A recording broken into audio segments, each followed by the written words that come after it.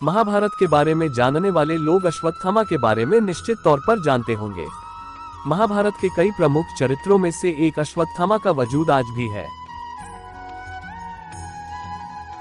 अगर यह पढ़कर आप हैरान हो रहे हैं तो हम आपको बता दें कि अपने पिता की मृत्यु का बदला लेने निकले अश्वत्थामा को उनकी एक चूक भारी पड़ी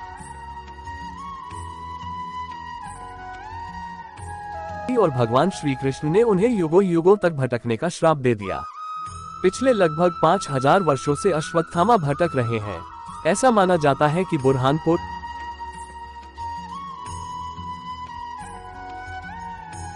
मध्य प्रदेश स्थित असीरगढ़ किले की शिव मंदिर में प्रतिदिन सबसे पहले पूजा करने आते हैं।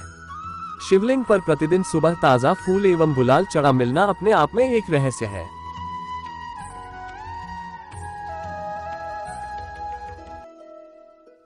हम यहाँ आपको महाभारत काल के अश्वत्थामा से जुड़ी वो खास बातें बताने जा रहे हैं जिनके बारे में आपको शायद ही मालूम होगा।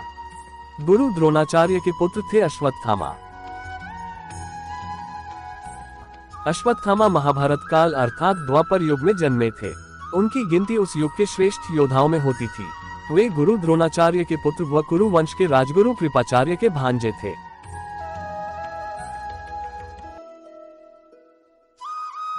द्रोणाचार्य ने ही कौरवों और पांडवों को शस्त्र विद्या में पारंगत बनाया था। महाभारत के युद्ध के समय गुरु द्रोण ने हस्तिनापुर राज्य के प्रति निष्ठा होने के कारण कौरवों का साथ देना उचित समझा।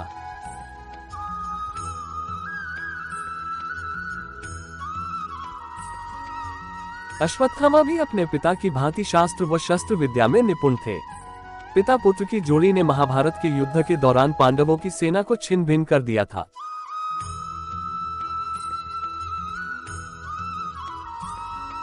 पांडव सेना को हतोत्साहित देख श्री कृष्ण ने द्रोणाचार्य का वध करने के लिए युधिष्ठिर से कूटनीति का सहारा लेने को कहा।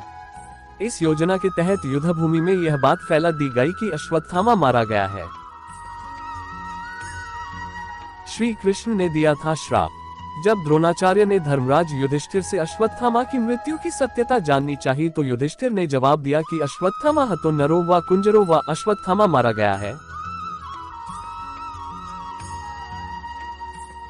लेकिन मुझे पता नहीं कि वह नर था या हाथी। ये सुन गुरु द्रोण पुत्र मोह में शस्त्र त्याग कर किंकर्तव्य विमूढ़ युद्ध भूमि में बैठ गए और उसी अवसर का लाभ उठाकर पांचाल नरेश द्रुपद के पुत्र धृष्टद्युम्न ने उनका वध कर दिया।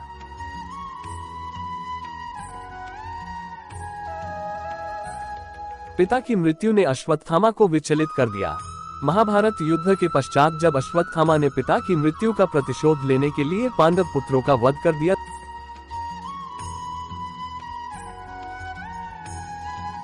तथा पांडव वंश के समूल नाश के लिए उत्तरा के गर्भ में पल रहे अभिमन्यु पुत्र परीक्षित को मारने के लिए ब्रह्मास्त्र चलाया,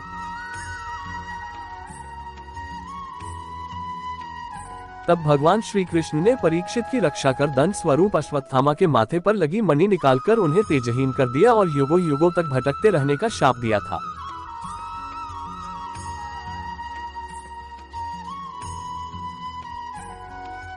पागल हो जाता है देखने वाला। कहा जाता है कि असीरगढ़ के अलावा मध्य प्रदेश के ही जबलपुर शहर के गौरीघाट नर्मदा नदी के किनारे भी अश्वत्थामा भटकते रहते हैं।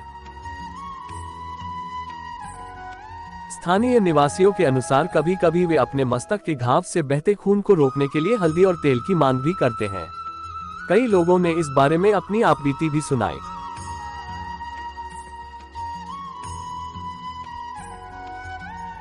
किसी ने बताया कि उनके दादा ने उन्हें कई बार वहां अश्वत्थामा को देखने का किस्सा सुनाया है। तो किसी ने कहा जब वे मछली पकड़ने वहां के तालाब में गए थे तो अंधेरे में उन्हें किसी ने तेजी से धक्का दिया था। शायद धक्का देने वाले को उनका वहां आना पसंद नहीं आया। गांव के कई बुजुर्गों की माने तो जो एक बार अश्वत्थामा को देख लेता है उसका मानसिक संतुलन बिगड़ जाता है।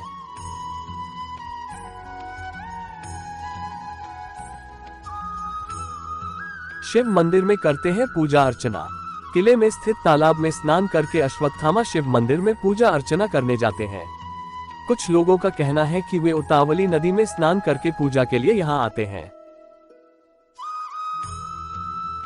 आश्चर्य की बात यह है कि पहाड़ की चोटी पर बने किले में स्थित ये तालाब बुरहानपुर की तपती गर्मी में भी कभी सूखता नहीं।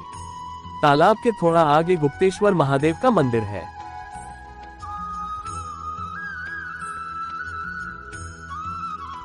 मंदिर चारों तरफ से खाइयों से घिरा है।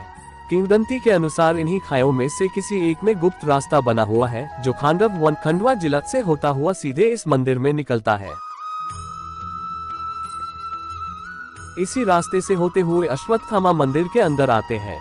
भले ही इस मंदिर में कोई रोशनी और आधुनिक व्यवस्था न हो, यहाँ परिंदा भी पर न मारता हो, लेकिन पूजा लगातार जारी है।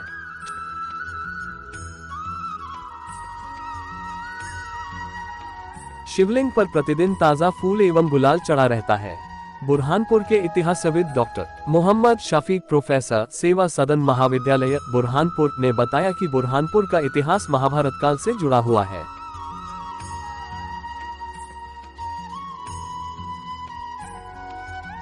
पहले ये जगह खांडव वन से जुड़ी हुई थी। किले का नाम असीरगढ़ यहाँ के एक प्रमुख चरवाहे आसा अहीर के नाम पर रखा गया था। किले को ये स्वरूप 1380 में फारूकी वंश के बादशाहों ने दिया था। जहां तक अश्वत्थामा की बात है तो शफी साहब फरमाते हैं कि मैंने बचपन से ही इन किंवदंतियों को सुना है। मानो तो ये सच है, न मानो तो झूठ।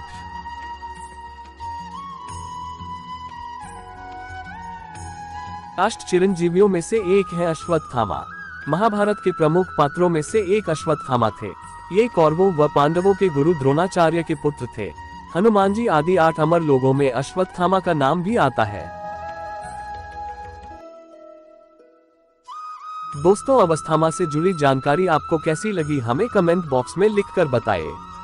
और अगर मेरे चैनल पर नहीं हो तो चैनल को सब्सक्राइब कर दें।